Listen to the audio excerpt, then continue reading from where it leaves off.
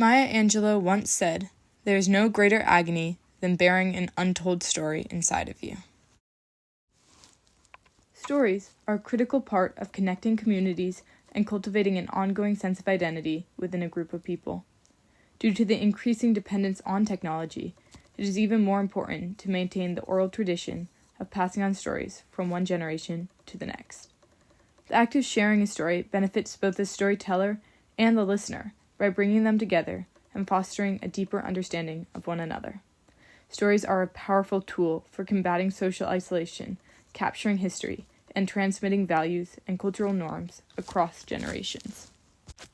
That is why I created the Senior Story Initiative, a project which preserves stories, shares stories, and connects people through stories. My name's Leah Gump, and stories have always been an important part of who I am. When I was little, I devoured books about fantasy realms, but as I've grown, I learned the value of personal stories. During the COVID-19 pandemic, I witnessed the positive impact of sharing stories. My grandfather, living alone for the first time after the death of my grandmother, gleaned incredible joy from sharing his memories of his life with her over Zoom calls, and more recently, packed dinner tables. Not only were stories a means of connecting with each other, but they were also an opportunity for me to learn more about his and my grandmother's lives.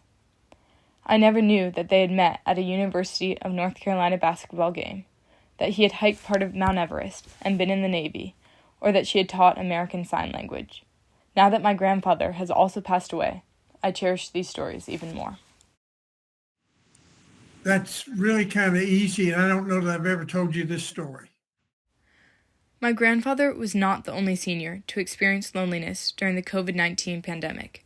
In fact, social isolation is estimated to impact up to 40% of adults aged 60 years and older in the United States. Quarantine reduced meaningful human connection, and new technologies have stymied the oral tradition of storytelling. There is a risk of losing precious generational knowledge and values when seniors are deprived of the opportunity to tell their stories. This inspired me to take action to save this valuable source of history. As part of my project, I set up one-on-one interviews with seniors in my community so that they could share their stories and I could record them for future generations.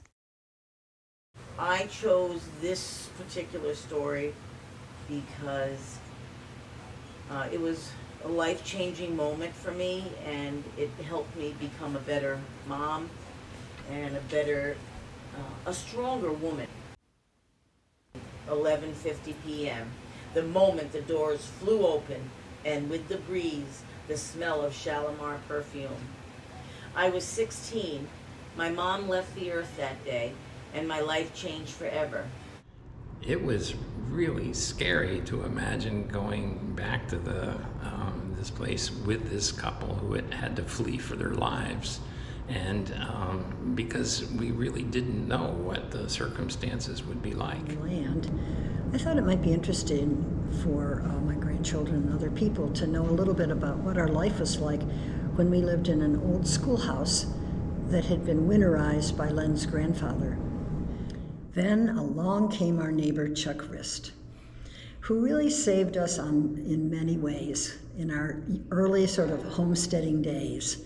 He helped with cows, and he helped us always on that road, so he came along. While these interviews captured many valuable, interesting stories, only a limited number of seniors could be reached by this method.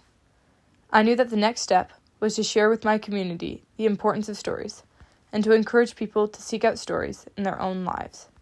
I and my action team set up an information booth at a local festival to teach people about storytelling.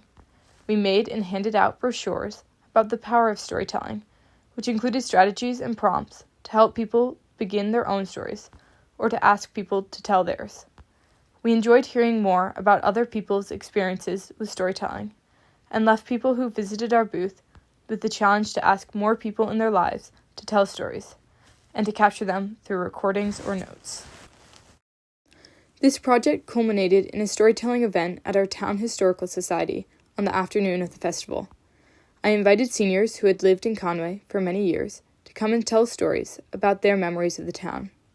The idea of this event was to provide a forum for those interested to come hear a story and share a story of their own. This event was advertised throughout Conway and at our information booth. As participants built on each other's stories, it became a rich conversation of anecdotes about growing up in town. I recorded the entire event and donated the recording to the Conway Historical Society. To talk about him Oh, Doc Bay stories. stories. Oh my God. Inoculations with Doc Bay. Your sister. Wait, tell me more. Oh my God, man. You. He'd stand where you are. It was a dark game. Yeah. So many Doc Bay stories. Yeah. Oh my God. My brother had a stiff neck once. He was just a kid, and you could go right up there and he'd take care of you. Mhm. You didn't even have to have an appointment, really. And he delivered me and my brothers, and so he said to my mother, "Well, I can fix his neck." And she said, "Well, okay." He went over and he picked my brother up by his head, held him for a few seconds, put him down, and my brother's neck was fine. Yeah. He was a brilliant man. Across the street from the Borton house was a tower. And people took turns standing in that tower and with binoculars and a radio, or what was it, Mom? You would... You could call Westover if you spotted in the airplane. Okay, you call Westover. So anyway, she and her sister were in this tower one fall day with binoculars looking, and they radioed Westover to say they were under attack by a Japanese squadron, and it was a flock of geese. The storytelling event was a big success, as participating seniors enjoyed connecting over their shared memories. I and the audience were amazed by how much the town had changed since the time of these stories, and were inspired by these stories of hard work and community. As this project moves forward, we would like to continue hosting storytelling events to demonstrate the power of stories, capture history, and bring the community together.